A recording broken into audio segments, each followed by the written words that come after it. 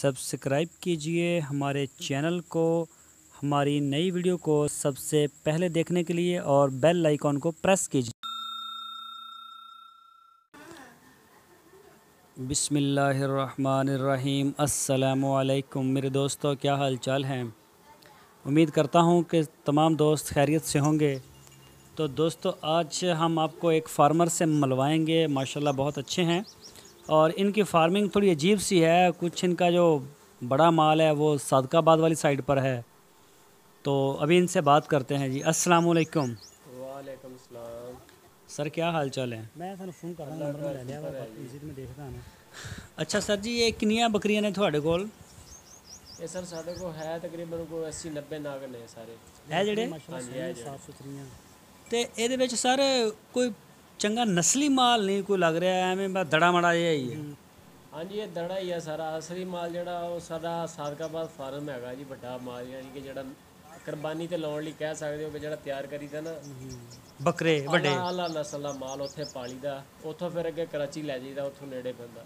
ਅੱਛਾ, ਉੱਥੋਂ ਕਰਾਚੀ ਲਾਗੇ ਪੈਂਦੀ ਹੈ, ਇਸ ਵਜ੍ਹਾ ਤੋਂ ਉੱਥੇ ਬਣਾਇਆ। ਹਾਂਜੀ, ਨਾਲੇ ਉੱਥੇ ਹੈ ਨਾ ਸੈਟਅਪ ਵੀ ਹੈ ਨਾ ਆਪਣਾ। ਉੱਥੇ ਜ਼ਰਈ ਜ਼ਮੀਨ ਵੀ ਹੈ ਆਪਣੀ? ਹਾਂਜੀ, ਜ਼ਰਈ ਜ਼ਮੀਨ ਵੀ ਹੈ, ਫਾਰਮ ਵੀ ਹੈ।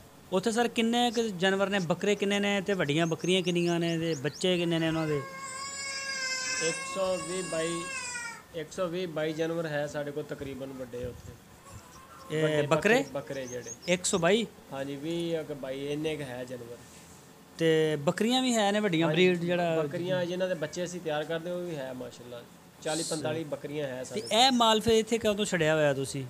ਇਹ ਸਰ ਇਧਰ ਚਰਾਗਾ ਹੈ ਨਾ, ਉਧਰਲੇ ਇਲਾਕੇ 'ਚ ਚਰਾਗਾ ਵੀ ਨਹੀਂ ਐਡੀ ਹੈ। ਇੱਥੇ ਫਿਰ ਇਹ ਆ ਕਿ ਨਾਲ ਵਿਕਦਾ, ਇੱਥੇ ਵੀ ਗੋਸ਼ਤ ਪੈਦਾ ਕਰ ਰਹੇ ਆ, ਦੁੱਧ ਪੈਦਾ ਕਰ ਰਹੇ ਆ, ਨਾਲੇ ਫ੍ਰੀ ਬਿਲਕੁਲ ਹੀ ਪੈਦਾ ਹੋ ਰਿਹਾ।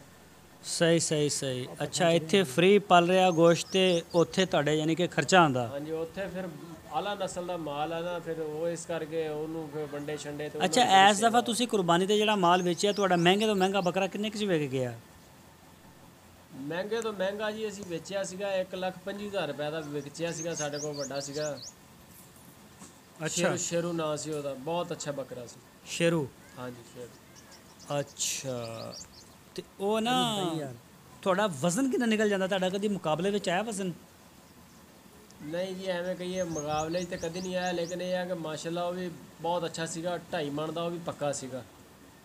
ਬੰਦੇ ਕਹਿੰਦੇ ਸੀਗੇ ਕਿ 2.5 ਮਣ ਦਾ ਹੋ ਜਾਣਾ ਇਹਨੇ। 2.5 ਮਣ ਪੌਣੇ 3 ਮਣ ਇੰਨਾ ਵਜ਼ਨ ਉਹਦਾ ਹੈ ਸੀ ਤੇ ਖੂਬਸੂਰਤ ਬਹੁਤ ਸੀ।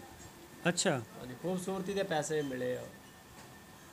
सही। ਲਾਸ਼ ਕਰਦਾ ਸੀਗਾ ਜਦੋਂ ਤੁਰਦਾ ਸੀ, ਪਹਿਲਾਂ ਪਾਉਂਦਾ ਸੀ। चलो शुक्रिया सर, बड़ी मेहरबानी। तो दोस्तों, ये सुनिए आपने बात के सादकाबाद में जो माल तैयार करते हैं उसकी वजह ये है कि वहाँ से कराची की मंडी इनको करीब पड़ती है, तो इसलिए करके इन्होंने वहाँ पे जो है अपने फार्म का बनाया हुआ है। और यहाँ पे सिर्फ दोगली नस्ल की बकरियाँ हैं। ये इधर फ्री चराई के ऊपर ये है, इनके ऊपर कोई ख़र्चा नहीं है, सारा मुनाफे का मुनाफा है। और फार्म के ऊपर वो उधर वंडे शंडे और सब्ज़ चारा वो उसको देते हैं। तो ये भी एक अच्छी प्लानिंग है। तो दोस्तों, आपसे रिक्वेस्ट है, आप हमारे चैनल को सब्सक्राइब लाजमी करें, हमारी वीडियो को लाइक करें और अपने फेसबुक और व्हाट्सएप के ग्रुप्स में लाजमी शेयर करें और जुड़े रहिए हमारे चैनल के साथ। अपना बहुत सा ख्याल। हाफिज़।